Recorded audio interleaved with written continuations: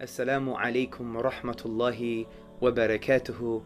May the peace and blessings of Allah, of God, be upon you all. A very quick note for everybody. Allah says in the Quran, أَفَلَا يَتَدَبَّرُونَ الْقُرْآنِ. Do they not reflect upon the Quran, or are there locks on their hearts?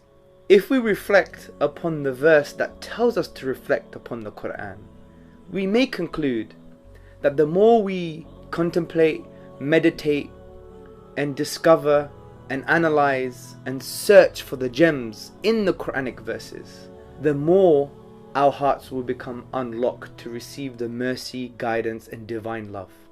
Because brothers and sisters and friends, the Quran is an ocean, and we must do tadabbur, reflection and pondering upon this book as Allah tells us. And the more we ponder, we take an ayah, we take a verse, and we find out, what does it mean for me? What does Allah want me to do concerning this verse? How does it affect my spiritual and social DNA? How am I supposed to act and live and behave? How am I supposed to be? Meaning, what kind of state should I be in? So I want to encourage all the brothers and sisters and friends to really engage with the Quran from this perspective, because the Quran wants to be engaged with. Because the Quran was sent down for the whole of humanity, and human beings are thinking human beings. So Allah, the divine reality, the Lord of everything that exists, is telling us, engage with His word, with His eternal word. And I believe if we engage with it and we ponder upon it, we can really find solutions for all of life, but particularly our spiritual life and for our moral and ethical lives. And I just want to give you an example. I want you to go to chapter 12 of the Quran.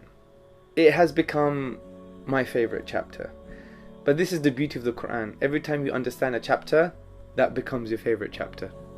So I've done some work concerning the 12th chapter of the Quran, and I find it so fascinating. Even Allah, God says, is the greatest story. So in this greatest story, I want you to read this story and find out, why did Yaqub alayhi salam, why was he suffering and in distress? Well, we know he was suffering and in distress because Yusuf, his beloved son, alayhi salam, Joseph, upon whom be peace, Binyamin, his other little son, was also missing. And he was in distress, where he says in the chapter 12 verse 86, I only complain of my suffering and grief to Allah, and I know from Allah that which you do not know.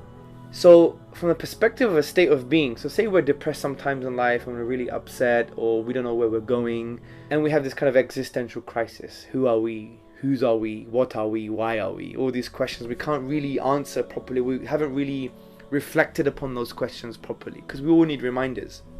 So we can be in a state of suffering and grief. So Yusuf alayhi salam, rather Yaqub alayhi salam, the father of Yusuf alayhi salam and Binyamin, he's saying he's suffering and he's in grief.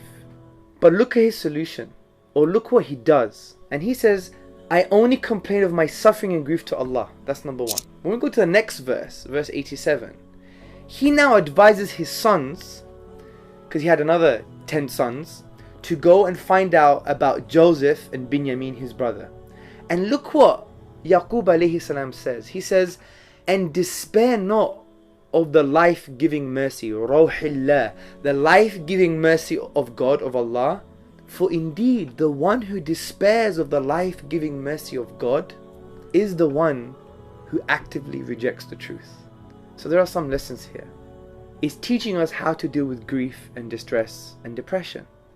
Because Yaqub alayhi salam, Jacob, upon whom be peace, he wasn't the one in genuine distress and grief because he loved Joseph so much, he loved Binyamin so much, and he was really, really, really distressed. But look what he does. He says, I complain only to Allah. So that's the first point of call when you're distressed and you're in grief. Complain to Allah. The second piece of advice, which is quite significant, is in the advice he gives to his sons.